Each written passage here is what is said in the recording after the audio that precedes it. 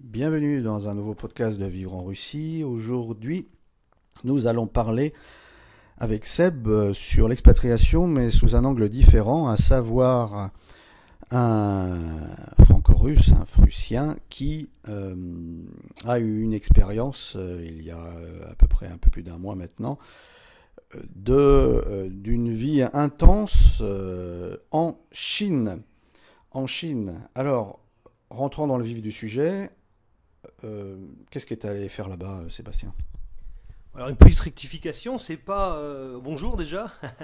Euh, Petite rectification, c'est pas une expérience en Chine parce que j'y retourne dans 3 semaines, hein. Donc c'est plutôt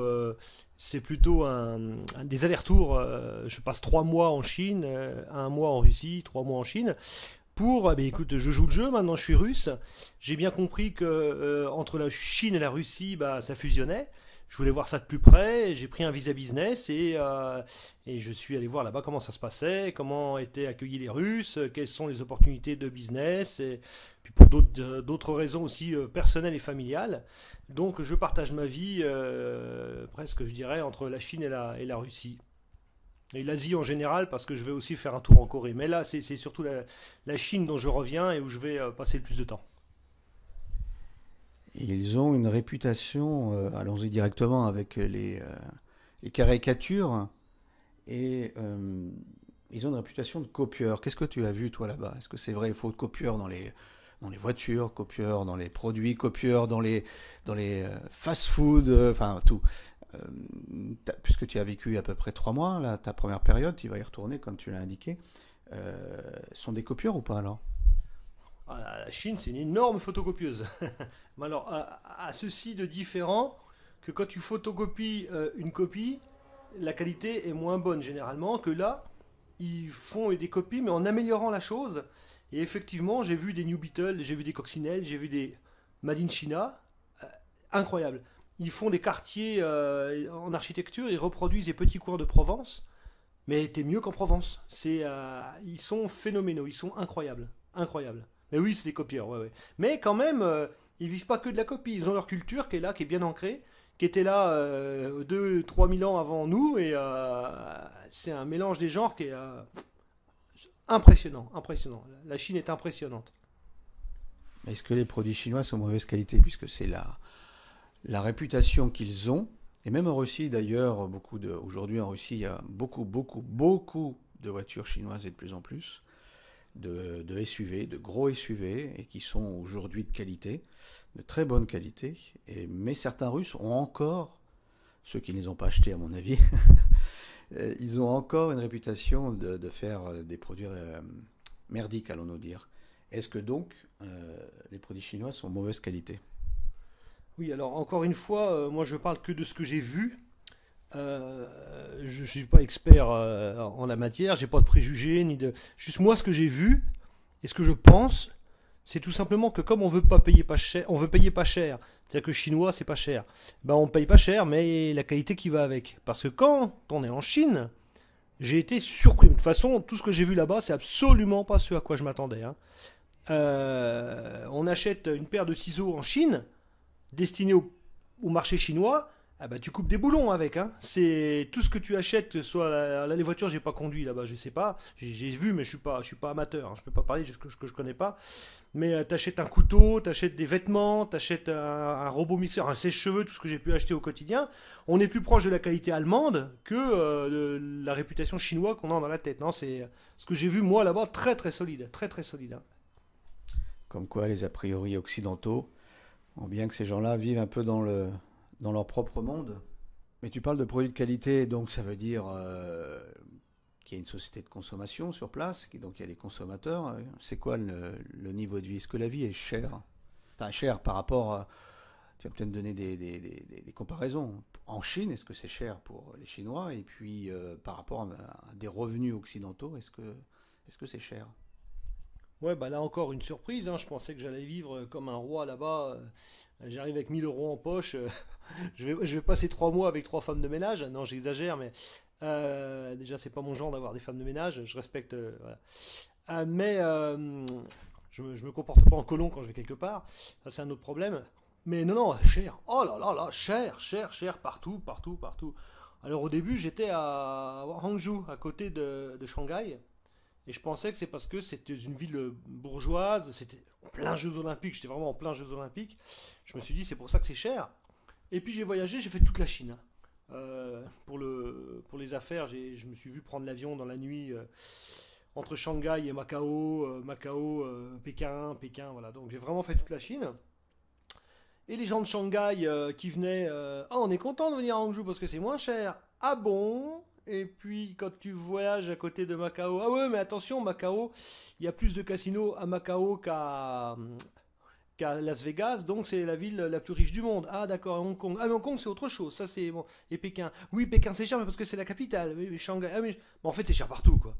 Et alors je sais pas, une fois encore, hein, je vais pas faire mon analyste de comptoir, mais je pense que là-bas il y a presque 1,5 milliard d'habitants. Même si tu as, je l'ai pas vu personnellement, hein, mais même s'il paraît que il y a 1 milliard de Chinois qui vivent pieds nus, j'ai pas vu, j'en ai pas vu un seul, hein, j'ai vu que des gens souriants, ah, ça c'est un autre problème. Bah, il reste quand même 500 millions de personnes ou 400 millions de personnes qui sont riches, entre guillemets, qui gagnent, voilà, plus de, sans être millionnaires, mais qui gagnent 10 000 euros par mois, quoi, qui est considéré comme un très bon revenu en France.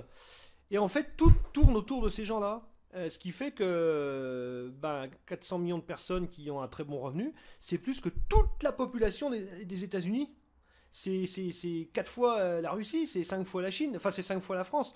Donc c'est énorme. C'est l'Europe. C'est l'Europe, c'est l'Europe. C'est toute la population européenne. C'était toute la population européenne qui gagnait, il n'y avait pas de pauvres en Europe, voilà. Donc tout tourne autour de ces gens-là, et ce qui fait qu'à chaque coin de rue, bah, tu as un Louis Vuitton, un Rolex, des Ferrari, et puis tu achètes une pomme, c'est, je sais plus quoi c'était, oh, j'arrive pas à faire la conversion, enfin que ce soit la pastèque, la pomme, la paire de ciseaux ou le ticket de... Tout est cher. T'es surpris, les loyers, tout est cher en fait. Alors il y a toujours des... Comment on appelle ça? Qui voyagent, là, c'est la mode, avec le sac à dos, les routards, qui vont te dire, ouais, moi j'ai mangé à 2,50 €. Ouais, tu manges des pâtes de poulet, tu suces les ongles avec des plumes, ouais, c'est bien. Ouais, non, je suis désolé, quand tu veux vivre normalement, c'est cher, c'est très cher. Enfin, beaucoup plus cher que ce qu'on pourrait imaginer en tous les cas.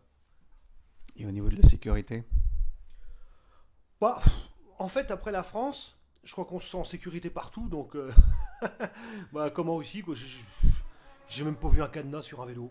Moi, c'est- c'est- C'est sûr, comparé, si on compare tout à la France ou aux pays occidentaux, c'est évident que c'est évident que on peut pas trouver. Si, on peut toujours trouver pire, mais voilà, c'est encore un a priori que tu fais tomber. Donc, Oui, oui, oui, bah, dire à part les favelas de Rio, je veux pas de.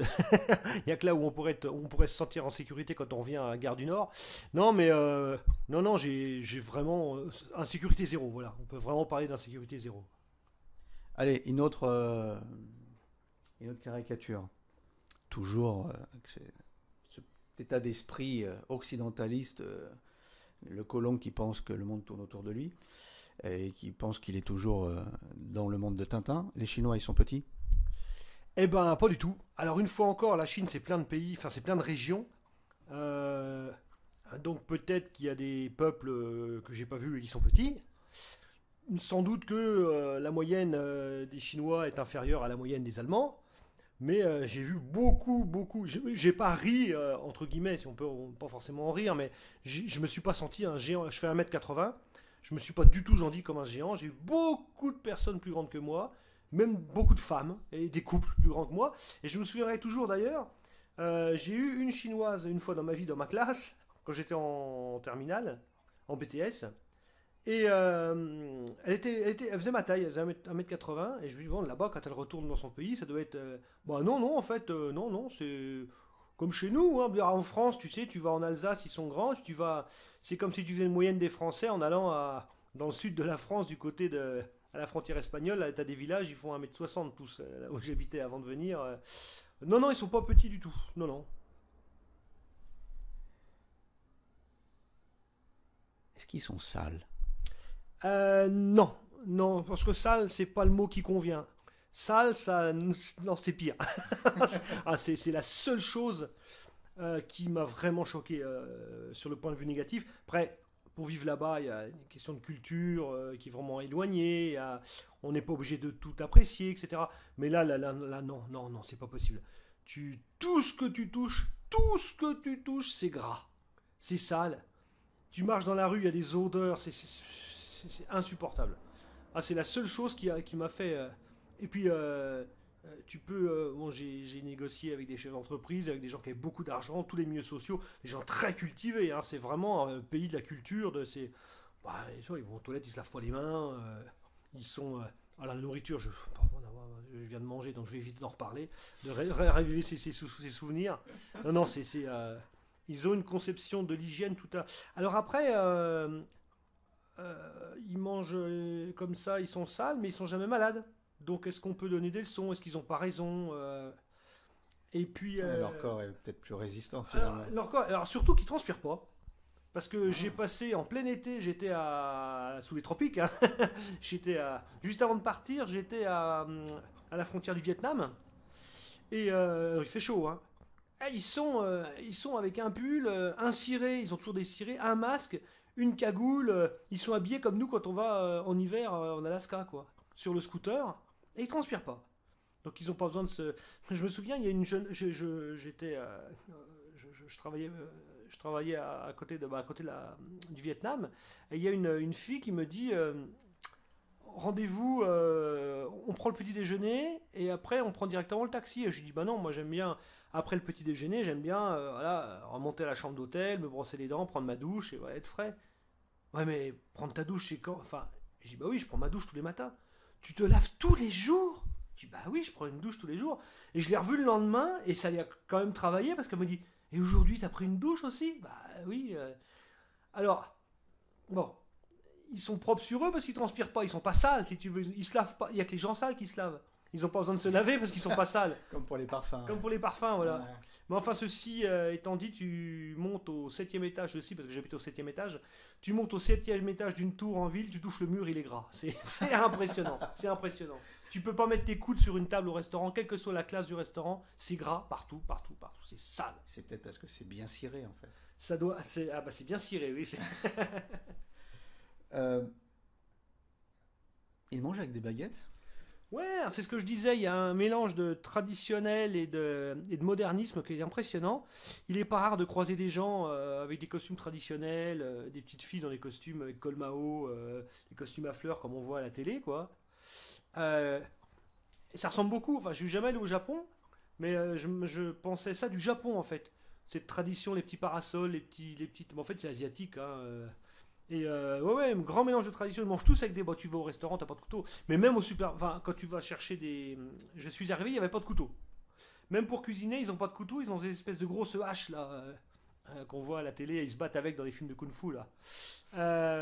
Ils coupent tout avec les tomates, les pommes. Ils cuisinent avec et ils coupent tout en petits bouts, ce qui fait qu'il n'y a pas besoin de pour manger avec les baguettes. Ce qui fait qu'à table, on n'a pas besoin de couteau.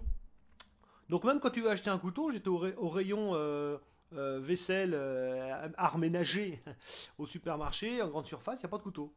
Et ils mangent avec des baguettes, ils sont très très tradis. Dépaysement total assuré. C'est pour ça que c'est un pays sécurité. Ça doit être ça, voilà, c'est les... Ouais, c'est ça, ouais. Voilà, pas de couteau, pas d'égorgement. C'est ça, voilà. Voilà. Et la pollution dans les villes, parce qu'on en parle quand même souvent. Ils fonctionnaient, bon maintenant avec la Russie, ils vont de plus en plus fonctionner au gaz. Merci les Européens d'avoir donné le gaz russe aux Chinois. Au charbon, des usines de charbon. Et on a vu des périodes où c'était presque invivable. Ils mettaient des masques, mais c'était pas pour le Covid hein, à Pékin. C'était pour Pékin et d'autres villes, c'était pour la pollution. Est-ce que toi tu l'as constaté ou tu en as discuté avec des Chinois et qui t'ont indiqué une amélioration ou pas? Oui, alors pour discuter avec des Chinois, c'est plus que. C'est parlez plus chinois. ça va. Non, mais même j'ai appris le chinois parce que je suis condamné enfin condamné, c'est pas une condamnation, mais je suis destiné à passer pas mal de temps là-bas. Donc je commence à parler chinois, entre guillemets. Hein. Non, bah alors, une fois encore, pour ceux qui voudraient aller là-bas en vacances et qui seraient bloqués par le fait d'avoir peur de s'encrasser les poumons, j'ai pas vu un seul scooter à moteur thermique. Je n'ai vu que des scooters électriques. Je ne savais même pas que ça existait d'ailleurs. Je n'ai pas vu un seul moteur thermique sur un deux roues. Toutes les voitures, je ne peux pas donner de pourcentage, j'en sais rien, mais j'ai vu énormément de voitures électriques. On voit là avec les plaques, ils n'ont pas les mêmes plaques. Je sais pas, je suis pas fort. Les plaques bleues, c'est les voitures normales, thermiques, oui, en Chine. Et les plaques vertes, c'est les véhicules électriques. D'accord. J'ai pas fait attention, je sais pas. En tous les cas, chaque fois que je prenais un taxi, 80% du temps, c'était un moteur électrique. Il y a des... l'air m'avait l'air beaucoup plus sain. Même moi, j'habite en plein hyper-centre de Krasnodar. J'ai l'impression que je respirais mieux là-bas. Dans une ville de... c'est une petite ville, il y avait 12 millions d'habitants. C'était tout petit là-bas. Je respirais beaucoup mieux que... Non, t'étais dans un quartier, pas dans une ville. Ah, 12 millions, c'est le quartier.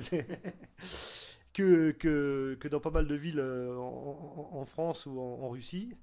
Non, j'ai pas... Il y a des poubelles de tri sélectif dans la rue, poubelle verte, poubelle jaune, poubelle... Non, j'ai pas vu... Alors, il y a sans doute, c'est vrai, probablement, c'est impossible autrement. T'as des villes où ça doit être... tu vois pas le bout de ton nez tellement c'est pollué, là où il y a des usines. J'étais peut-être pas forcément dans les villes industrielles. Mais là où j'ai été, non, au contraire, j'ai même été surpris par la qualité de l'air. Très surpris. Et dans les villes en elles-mêmes, elles sont assez propres. Je veux dire, ça circule. Enfin bon, les embouteillages, j'imagine, mais tu vois bien que c'est pas la ville qui est laissée à l'abandon avec les poubelles qui débordent, les routes défoncées, ce genre de choses. Déjà là-bas, je crois qu'il n'y a pas de chômage. Donc tu as 1 milliard de personnes qui balayent. Donc forcément, ils ont que ça à faire, ils balayent. Donc non, c'est nickel. C'est nickel. Quand on slalom entre les crachats et les... parce que c'est bon. Mais non.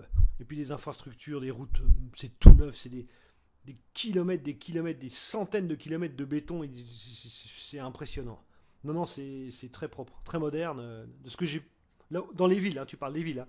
Parce que je me suis enfoncé, j'ai fait 6 heures de taxi pour aller au bord de la mer. Je suis allé au bout du monde, là, ce qu'on appelle le bout du monde. En fait, si tu continues tout droit, il n'y a rien. Si tu continues, c'est le Mexique. En fait, tu as fait le tour. T'es là, voilà. Donc, en dessous, sous Shanghai. Hein. Bingbo, je sais plus comment ça s'appelle. Bingbo. En dessous, encore en dessous. Et entre Shanghai et Taïwan. Et j'ai vraiment traversé la... Et non, c'est très propre. Très propre. Globalement, les villes, très propres. Est-ce qu'ils se ressemblent tous? Et ben là encore, je vais tordre le cou aux rumeurs. Moi, c'est vrai qu'ils sont tous bruns, mais ils se ressemblent pas du tout. Ils se ressemblent pas du tout. Et ce qui est marrant, c'est que c'est pour eux, c'est nous qui nous ressemblons tous. Et quand je suis allé plusieurs fois, ça m'est arrivé d'aller au magasin, ils me confondaient, ou alors on a vu ta petite fille en photo, regarde. Ils me montrent une photo de ma fille. Ah, j'ai dit, mais c'est pas ma fille. Ah bon? Pour eux, on se ressemble tous, quoi. Donc, non, ils se ressemblent pas. Ils se ressemblent pas du tout. J'en ai pas vu deux semblables. Passons sur un sujet important qui est un des éléments qui fait que les gens viennent en Russie. On a parlé de la sécurité, évidemment. Donc, on voit que la Chine, de par la culture et de par le système, on a de la sécurité, mais à titre individuel, est-ce que tu as, parce que beaucoup de gens parlent du contrôle social, etc. Et c'est pas le sujet sur vivre en Russie, mais il y a aussi beaucoup de narratifs qui ne correspondent pas à la réalité sur le contrôle social en Chine. Mais bon, passons, c'est pas le sujet.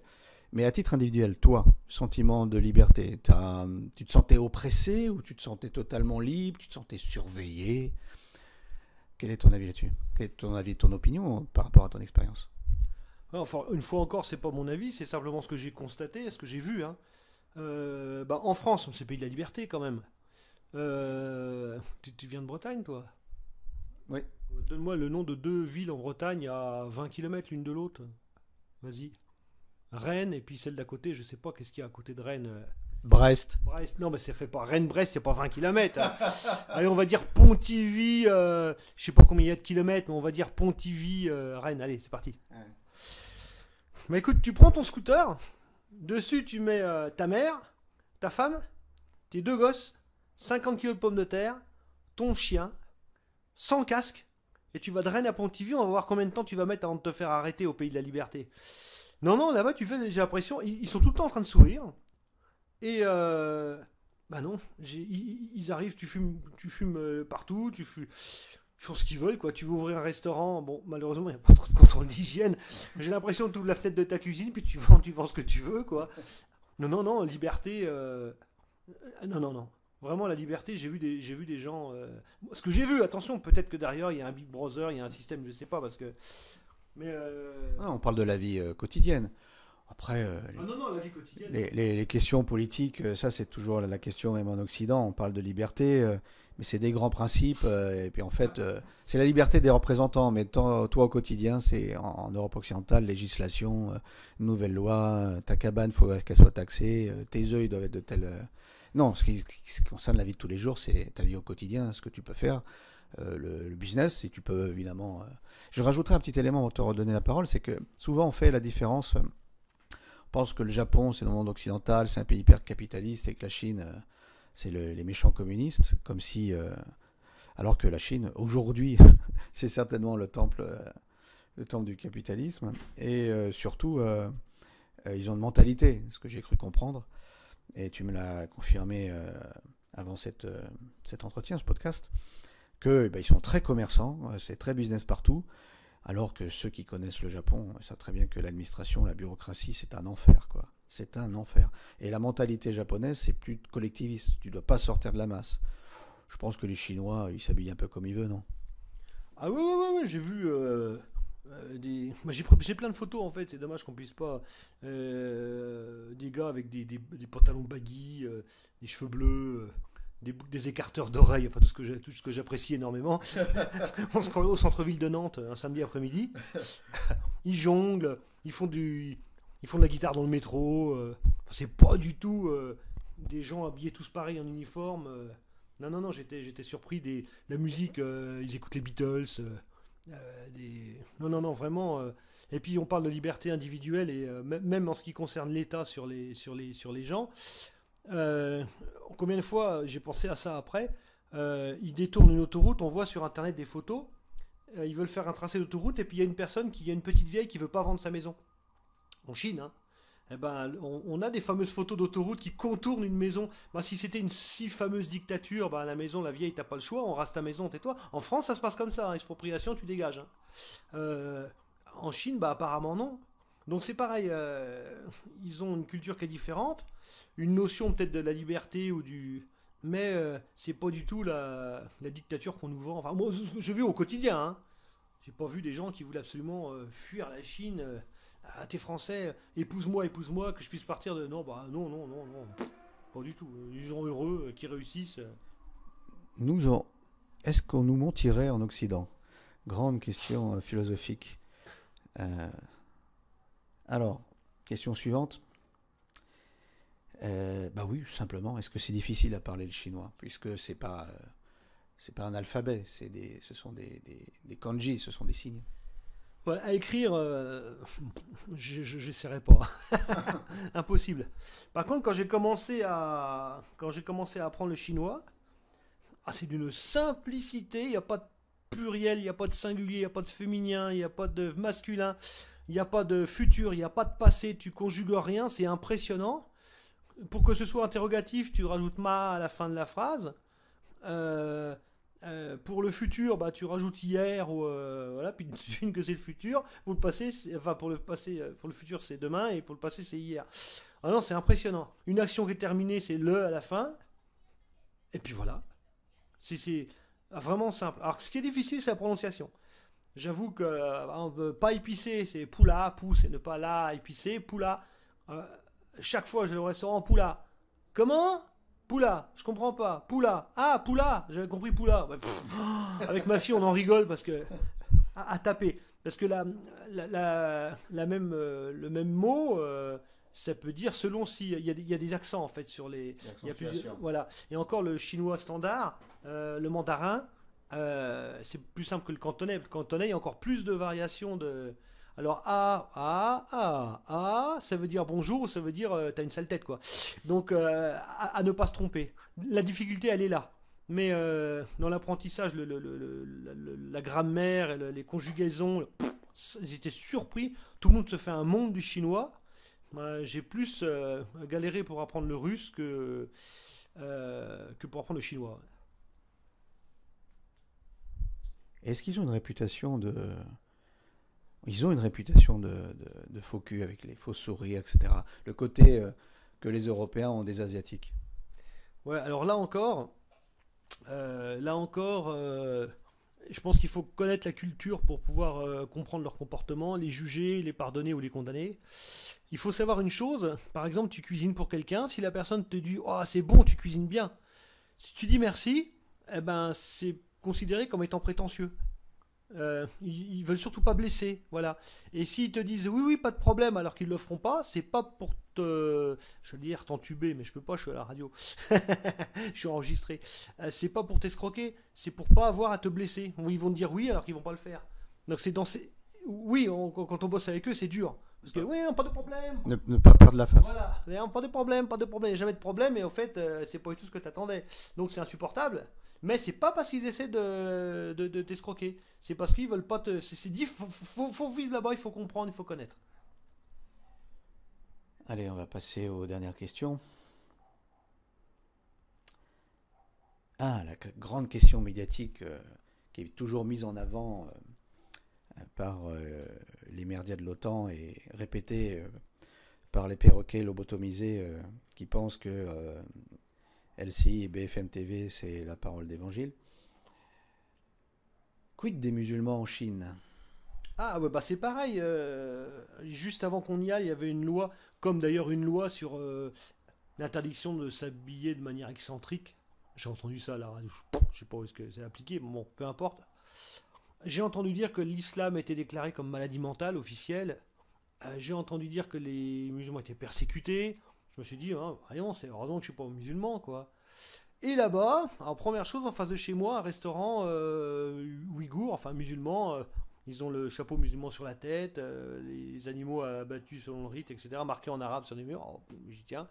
Et j'entends par hasard que dans la ville à côté, la plus grande mosquée du monde, pour accueillir les commerçants des pays arabes qui investissent là-bas, a été construite à côté de l'usine.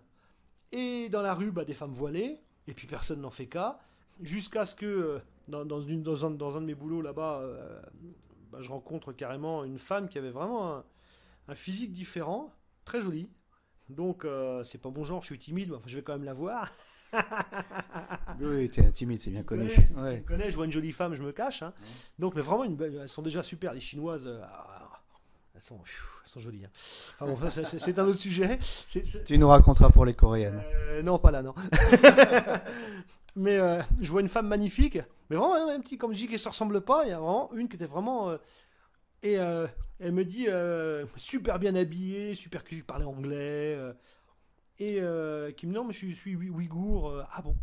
On discute, elle m'a pas dit ah, elle est persécutée, je peux pas te parler, j'ai un masque. Non. Sans doute des trucs que j'ai pas vus, que je sais pas. Mais c'est pas, c'est sans doute, à mon avis, ceux qui la ramènent un peu trop là-bas sont vite recadrés. Et ça, en Occident, on n'aime pas recadrer. Enfin, voilà. On recadre toujours les mêmes et pas forcément ceux qu'il faudrait recadrer. Mais là-bas, quand tu jettes des pierres sur un bus ou que tu commences à. Là-bas, bah, ça se passe pas comme ça. Donc c'est une dictature, voilà, dans ce sens. Mais j'ai pas vu. J'ai croisé des Ouïghours, j'ai croisé des musulmans. Super sympa, super. Alors peut-être qu'effectivement, je sais pas, j'ai pas vu ça. Moi, je parle de ce que j'ai vu, hein, au quotidien, et j'étais pas suivi par un guide qui me dit tu vas là, tu vas là. Je suis allé partout quand je voulais, où je voulais. Et c'est vraiment, j'ai vraiment vécu avec eux, travaillé avec eux, la vie de tous les jours. Est-ce qu'on t'a répondu trop beaucoup, trop beaucoup? La question suivante, c'était. Donc, on va terminer, on va terminer. Qu'est-ce qui t'a, qu'est-ce qui t'a surpris véritablement? Parce que tu as eu beaucoup de surprises, parce que bon, t'as pas, t'as l'esprit ouvert, donc tu disais bon, je suis sûr que je vais voir la Chine différemment qu'on me l'a décrite. Ça, tu étais prêt à être ouvert sur ça. Mais il y a peut-être des choses vraiment que tu t'attendais absolument pas, vraiment absolument pas, et qui t'ont surpris négativement, positivement. Qu'est-ce qui t'a vraiment surpris là où les deux, trois choses qui vraiment t'ont laissé sur le cul? Bon, il y a deux, trois choses qui m'ont surpris. Mais la chose qui m'a surpris en particulier, c'est la gentillesse des Chinois, un respect je ne sais pas si c'est entre eux ou si c'est parce que j'étais blanc. Enfin, je le suis toujours d'ailleurs. Euh, Déjà, j'arrive à l'aéroport. Une étudiante, on était plusieurs Russes dans l'avion. L'avion de Pékin à Shanghai ne décolle pas parce qu'à Shanghai il y avait un ouragan, une tempête. Donc on descend de l'avion et on avait quelques heures de battement en attendant de reprendre l'avion suivant. On s'ennuie, on connaît rien. Et là, il y a une étudiante chinoise qui prenait l'avion avec nous, qui bah venez avec vous, je vous invite au restaurant. Elle a, quand tu vois le prix du restaurant là-bas, étudiante, hein, elle a tout payé elle-même. Non, non, il est hors de question de vous rembourser. Le moindre souci, vous me téléphonez et patati patata. Les gens là-bas te rendent la monnaie ou te donnent quelque chose, c'est avec les deux mains en signe de respect. Euh, la gentillesse. Alors après, on peut, celui qui connaît, qui a eu des boires là-bas, peut-être que je me trompe, peut-être que effectivement, ensuite, l'étudiante va présenter le ticket de caisse à l'organe central du parti, se faire rembourser, parce que quand vous voyez un blanc, vous avez intérêt de faire croire qu'on est heureux là-bas, sinon tu finis au goulag. J'en sais rien. Moi, je parle de ce que je vois. Je ne vais pas critiquer, je me trompe peut-être. Moi, ce que j'ai vu, c'est des gens excessivement gentils. Deuxième chose, bah, c'est le béton. J'ai jamais vu.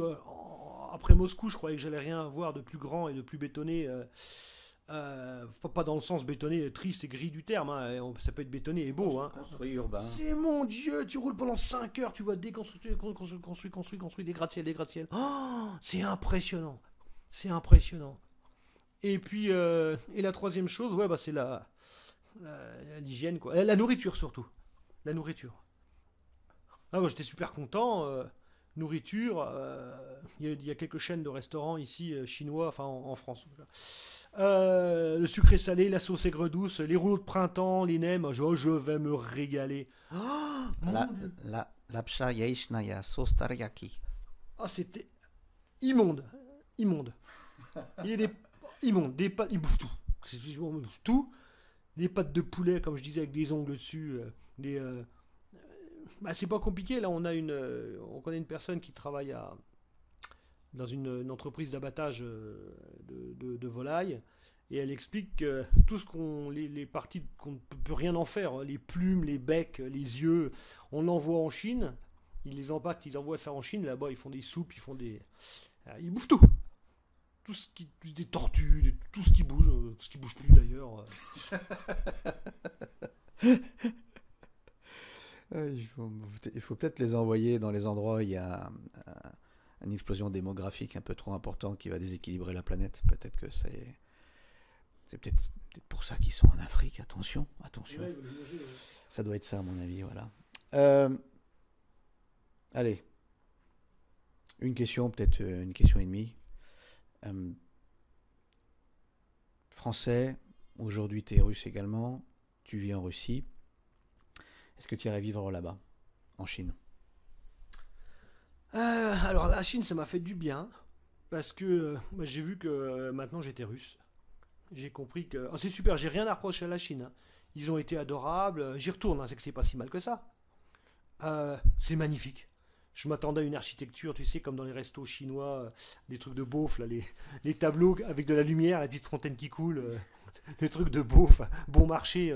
Ah non, non, non, c'est. Buffet à volonté. Buffet à volonté. Ouais, non, non, c'est magnifique, une architecture. Ah, c'est beau, hein, c'est beau. Mais c'est tellement une autre planète que j'irai pas vivre là-bas définitivement. Et je me suis rendu compte, notamment par de la nourriture, je critiquais la nourriture russe. Quand on m'a demandé ce qui me plaisait en Russie, ce qui me plaisait pas, il y a une des choses très rares qui me plaisent pas en Russie, c'est la nourriture que je trouvais un peu pommes de terre et choux, c'est nourrissant quoi. Pilmini, tu manges avec une cuillère, faut bien se nourrir, mais pas le plaisir de la gastronomie comme un art, comme nous on a en France. Et j'ai tellement mal mangé en Chine que depuis que je suis en Russie, je trouve que c'est délicieux. et, euh, et je me suis senti, d'ailleurs je t'ai montré, j'ai des petites vidéos où les gens, je fais connaissance avec des Chinois. D'ailleurs vous venez d'où? Et ben sans y réfléchir, je dis ben je suis russe. Voilà. Donc ça m'a fait du bien d'aller là-bas, ça m'a fait comprendre qu'en tant qu'expat, ça pourrait être encore plus décalé. Je pensais qu'il y avait un fossé entre la Russie et l'Europe, et entre l'Occident et la Russie. Et en fait, le fossé est tellement grand entre nous et les Asiatiques que en fait je me sens pas si loin de chez moi quand je suis en Russie. Ça m'a vraiment fait du bien. Je suis rentré, comme j'ai dit à je sais plus qui, j'avais envie d'embrasser le sol de. J'ai embrassé le sol de l'aéroport. J'ai eu même une soirée, le premier soir quand je suis rentré avec ma femme, on était euphorique d'être rentré chez nous. Pilmini, Ah Pilmini. ouais, ouais. Non, puis même les gens, les magasins, les odeurs. J'étais chez moi, j'étais rentré chez moi. J'ai dit, ah, ça y est, je suis russe. Ouais. Non, j'irai pas vivre là-bas définitivement. Oui, c'est tout. Beaucoup de gens ont la peur de venir en Russie. La langue, c'est difficile à apprendre, comme n'importe quelle autre langue. Ils bloquent souvent sur l'alphabet, alors que c'est ce qui est le plus facile à apprendre. C'est juste apprendre par cœur. Apprenez les kanji chinois, il y en a 1000. Et encore, c'est le chinois simplifié, hein, il y en avait 10 000 à l'origine sur le traditionnel. Et c'est en cela que, en fait, quand vous voulez vous expatrier et aller dans un pays où vous êtes quand même dans votre environnement européen et de civilisation, même si la Russie c'est une civilisation en elle-même, bon, c'est la Russie en fait qui est le seul pays libre, on va dire, tout en restant dans votre ère de civilisation. Et la question principale que j'allais oublier dans le cadre aujourd'hui de la tectonique des plaques géopolitiques qui se remettent en place, vu ce qui se passe en Occident avec cette russophobie qui relève de la psychiatrie, est-ce que la réputation des Russes en Chine est bonne? Ah là, moi je parle. En fait, il s'est trouvé que je ne me suis fait que des amis russes là-bas. Donc on sortait ensemble, on parlait russe. Et les gens nous couraient après pour nous dire on vous aime quoi. C'était impressionnant. On nous faisait Russie, Russie avec un cœur. Ils faisaient un cœur avec leurs mains, avec leurs doigts. Il y a un jeune de 14-15 ans qui s'est approché de nous avec son téléphone Google Traduction. Je sais pas Google, c'est interdit là-bas, mais je sais pas quelle traduction. Pour nous dire Russie, Russie, Chine, amis pour toujours. J'étais dans le taxi. Faut que je la retrouve la photo elle est sur l'autre téléphone. Je suis dans le taxi, je tourne qu'est-ce que je vois? Une voiture avec Poutine décidé sur la portière. Et en chinois, donc j'ai pris en photo et j'ai fait traduire après parce que je ne lis pas le chinois et je suis pas prêt de le lire d'ailleurs et je l'écris pas non plus. Euh, Poutine, c'était un truc qui peut être traduit par Poutine. T'inquiète pas, on est avec toi. Tiens le coup, on est avec toi. Enfin un truc. Dans les bibliothèques, des livres de Poutine, des tableaux de Poutine, quand tu vois l'équivalent du quai, les quais, les bouquinistes à Paris. Il y a un peu la même chose sur les bords de certains endroits touristiques. Et les gars, ils vendent des statuettes de Poutine, des t-shirts de Poutine, ils peignent, des peintres, dessinent Poutine. Enfin, c'est. Ils aiment la Russie, ah ouais. Ah, ils aiment la Russie. Hein. Eh ben merci pour avoir passé ces quelques dizaines de minutes avec nous. Pour tous ceux qui veulent de nouveau être au courant des futures productions, que ce soit un podcast ou des vidéos, ou même des articles qui seront et que je vais publier dans les semaines et les mois prochains, je vous invite à vous abonner à la lettre du Far East. C'est dans le lien ou dans un des commentaires, vous trouverez le lien. C'est gratuit et vous le recevez régulièrement dès que j'en publie une et vous êtes les premiers à recevoir des nouvelles de Vivre en Russie. Et si vous n'êtes pas abonné au canal Telegram, c'est également dans les liens ou dans un des commentaires ou dans la rubrique à propos de la chaîne Vivre en Russie. Sur ce, je vous dis Dasvidania, Paka.